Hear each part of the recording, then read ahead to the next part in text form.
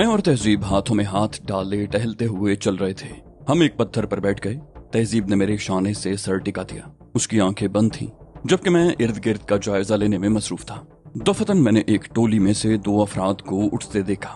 वो दोनों नशे में बुरी तरह धुत थे। उनके सर और दाढ़ियों के बाल बेतहाशा बड़े हुए थे, कपड़े भी मैले और बोसीदा थे। उनमें से एक के गले में लटका हुआ गिटार साफ नजर आ रहा था। वो दोनों अपनी जगह से उठे जरूर, मगर उनकी समझ में नहीं आया कि उन्हें जाना किस तरफ है। उन्होंने चारों तरफ निगाह दौड़ाई, जैसे अपनी छोलदारी तलाश कर रहे हों। फिर उन्होंने लड़खड़ाते हुए हमारी तरफ बढ़ना शुरू कर दिया। मैंने कहा, जरा इन्हें देखो तहजीब, नशे ने इनकी क्या हालत कर दी है, अपनी छोलदारी तक भूल गए हैं। तहजीब ने आंखें खोलकर उनकी तरफ देखा, मगर उसका सर बदस्तूर मेरे शाने से टिका हुआ था। फिर उसने दोबारा आंखें बंद कर लीं। सरगोशी में बोली, मैं तुम्हारे अलावा कुछ देखना नहीं चाहती। मेरी तवज्जो भी उन दोनों की तरफ से हट गई। मैंने उसे करीब करते हुए कहा, मैं कब तुम्हारे अलावा किसी और को देखना चाहता हूँ। वो बोली, तो मत देखो ना, आंखें बंद कर लो। मैंने कहा, कैसे बंद कर लूं, इन आंखों से तो तुम्हें देख रहा हूँ। वो बोली, लेकिन तुम्हें देखने के लिए मुझे आंखें खोलने की जरूरत नहीं होती। तुम्हारा चेहरा तो मेरे तसव्वुर में रचा बसा हुआ है। तहजीब की आवाज सरगोशी से आगे नहीं बढ़ रही थी। ये कैफागी लम्हात खुदा जाने कितने तवील हो जाते, लेकिन एक और आवाज ने सारा शहर तोड़ दिया। इधर देखो, ये रिवॉल्वर है, तुम दोनों इसकी जद में हो। जिस हालत में हो उसी में बैठे रहो। जरा भी हिलने जुलने की कोशिश की तो हम बेदरीग गोली चला देंगे। तहजीब ने चौंक कर आंखें खोल दी। मैं भी चौंक पड़ा, मगर हम दोनों में से किसी ने भी अपनी जगह से हिलने जुलने की हिमाकत नहीं की थी। हम जिस हालत में थे उसी में साकित होकर रह गए। तहजीब मुझसे लिपटी हुई थी। उसका चेहरा मेरे शाने से टिका हुआ था और दोनों बाजू मेरे गिर थे, जबकि मेरा एक हाथ उसकी कमर पर। मैंने कनखियों से देखा। मलगजे उजाले में वही दोनों आवारागर्द हमारे नजदीक मौजूद थे।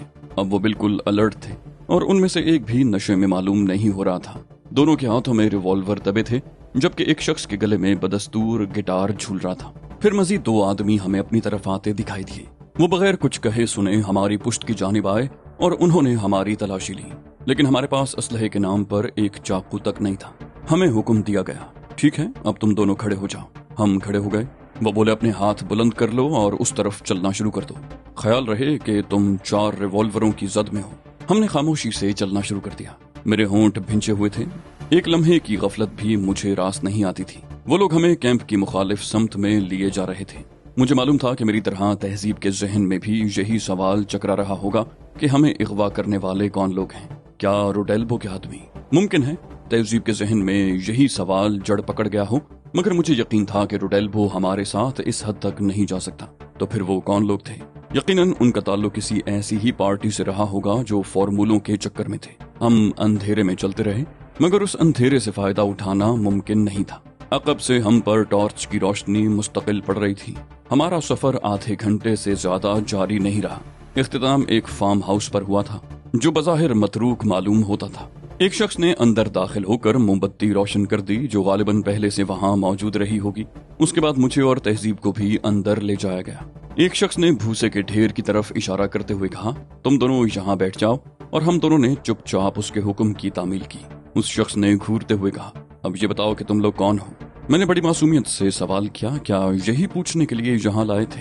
उसने सफाकी से कहा, अब अगर एक भी फाजिल लफ्ज जबान से निकाला तो बेदरीग गोली मार दूंगा।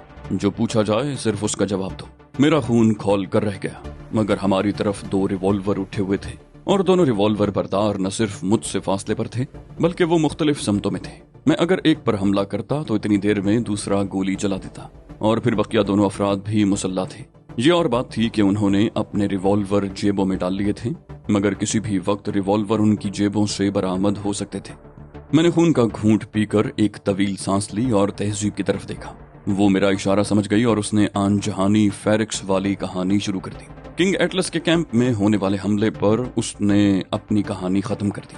तहजीब के खामोश होने पर उस शख्स ने पूछा, फिर क्या हुआ? उसने बड़ी तवज्जो से तहजीब की बातें सुनी थी।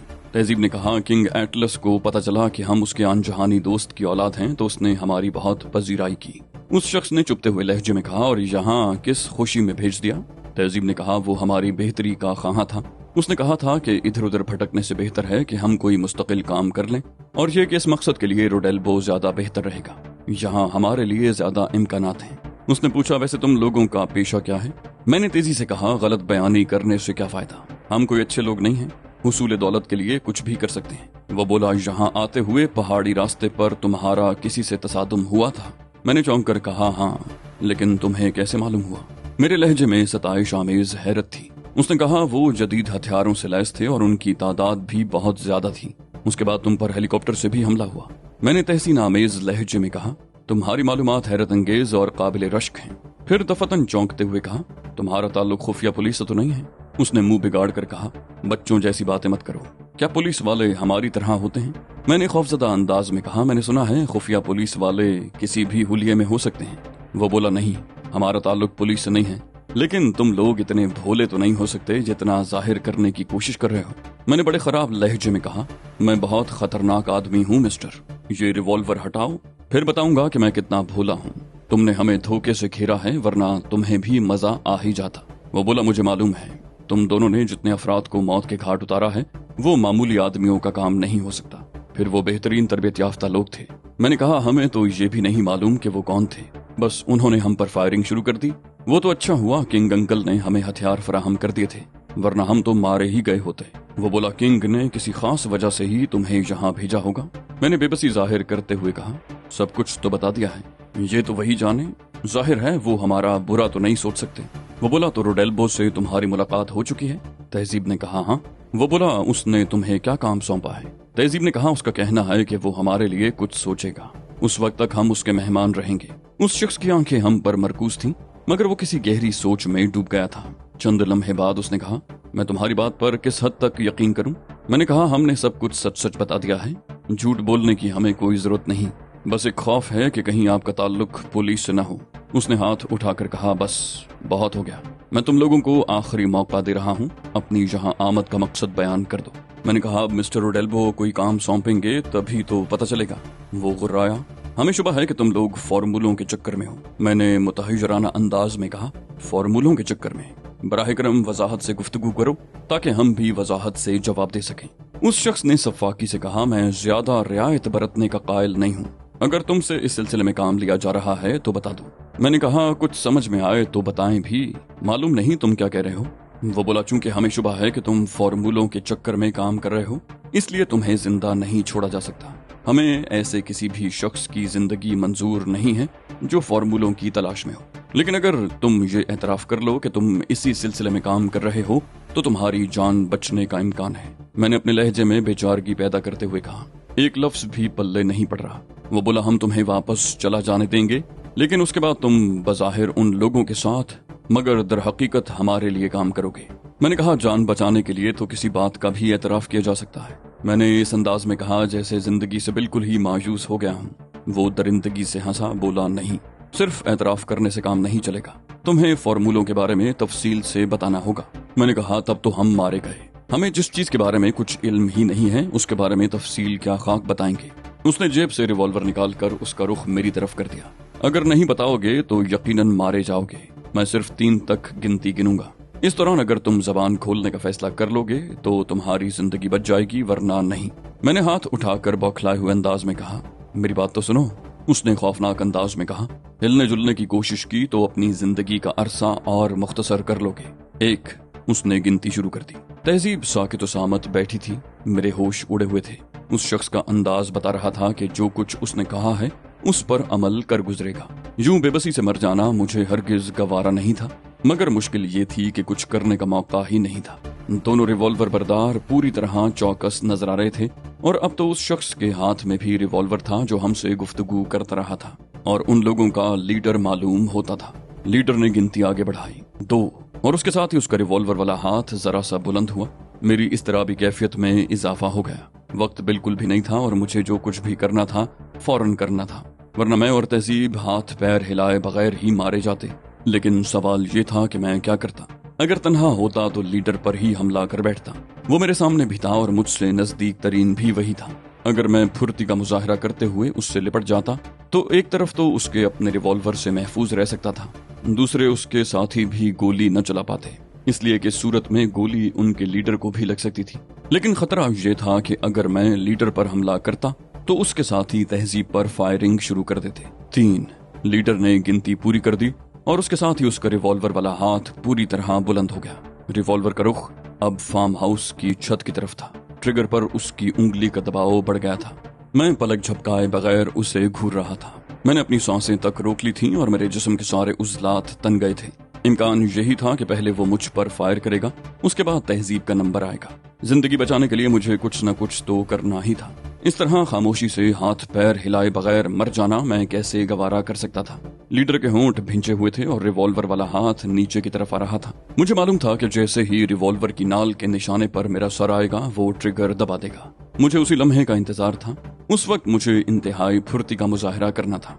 रिवॉल्वर से निकली हुई गोली से बचना एक नामुमकिन सा काम है, मगर मुझे इसकी कोशिश तो बहरहाल करनी ही थी। ये मेरी सलाहियतों के इम्तिहान का वक्त था। मुझे भूसे के ढेर पर ऐन उस वक्त लोट लगाना थी जब वो ट्रिगर पर दबाव डाल रहा हो। भूसे का वो ढेर जो मेरे तेजी से हरकत करने की राह में मज़ाहिम था। अगर एक बार मैं उसकी गोली से बच जाता तो फिर मैं रुकने वाला नहीं था। एक लोट लगाने के बाद दूसरी लोट मुझे उस ढेर से बाहर ले जाती। उसके बाद मैं अपनी मुकम्मल फुर्ती का मुजाहरा कर सकता था। किस्मत ने जावरी की तो इनमें से किसी एक को तो ले ही बैठूंगा, वरना अल्लाह मालिक है। कोशिश से ज्यादा मैं और कर भी क्या सकता था। लीडर का हाथ सामने आ गया और ऐन उस वक्त जब रिवॉल्वर का रुख मेरे बालों की तरफ रहा होगा, मैंने भूसे के ढेर पर लोट लगा दी। एक फायर हुआ, गोली मेरे नहीं लगी थी। मैं बिल्कुल महफूज रहा। इस एक्शन में मैंने दूसरी बार लोट लगाई। दूसरे फायर की आवाज आई, मगर मैं अभी भी महफूज था। न सिर्फ महफूज बल्कि भूसे के ढेर से भी निकल चुका था। अब मेरे नीचे पुख्ता जमीन थी। लगातार तीसरा फायर हुआ, मगर मैं अपनी जगह था ही कब। मैं तो कलाबाजी खाकर वो जगह भी छोड़ चुका था। न सिर्फ मैंने जगह छोड़ी थी बल्कि बड़ी सुर्रत से खड़े होकर उस जगह छलांग भी लगा दी थी जहां लीडर खड़ा हुआ था। मेरे जिस्म में बिजली सी कौंध रही थी। उस वक्त सिर्फ मेरा दिमाग और जिस्म मुतहरिक था। जिस्मानी हरकत मेरे दिमाग से पूरी तरह हम आहंग थी, लेकिन मुझे कुछ नजर नहीं आ रहा था। मामला आंखों का था भी नहीं, ये तो अंदाजों का खेल था, अंदाजे और फुर्ती का। जो फरीक इसमें सबकत ले जाता उसकी कामयाबी के इम्कानात रोशन हो जाते। मुझे यकीन था कि मुझसे अंदाजों की गलती नहीं हुई थी, होनी भी नहीं चाहिए थी, इसलिए कि मेरी तो तरबियत ही इस अंदाज में हुई थी कि किसी भी आड़े तिरछे वक्त कहीं भी अंदाजे की गलती मुमकिन न हो। लेकिन उस वक्त मुझे शदीद तरीन धचका लगा जब मैं अपने हदफ से नहीं टकराया। मैं फजा में उड़ता हुआ जमीन पर जा गिरा। मेरे होश उड़ गए। मुझे यकीन नहीं आ रहा था कि मुझसे ऐसी भयानक गलती सरजद हो चुकी है। इस किस्म के मुकाबलों में जरा सी गलती की भी गुंजाइश नहीं होती। एक गलती का मतलब यकीनी शिकस्त होता है। जमीन से टकराते ही मैंने तेजी से करवटों पर करवटें बदली ताकि आसानी से किसी फायर की जद में न आऊं, लेकिन मेरी समात से कोई धमाका नहीं टकराया। मुझ पर कोई फायर नहीं किया गया। ये एक हैरान कुन बात थी। क्या उन लोगों ने अपनी पोजीशनें तब्दील कर ली थी? लेकिन दफतन मेरा जिस्म किसी से टकराया और मैंने उसे जकड़ लिया। जो हाथ आ जाए वही गनीमत है, मगर ये क्या, वो तो एक बेजान जिस्म था। और फिर अचानक ही मुझे एहसास हुआ कि फार्म हाउस में कुछ और लोग भी मौजूद हैं। मैं उछल कर खड़ा हो गया। इस सारे अमल में बमुश्किल 3 सेकंड लगे होंगे। उन कुछ और लोगों में से एक ने कहा, वाह, तुमने तो कमाल कर दिया। तुमने बेमिसाल फुर्ती का मुजाहरा किया है।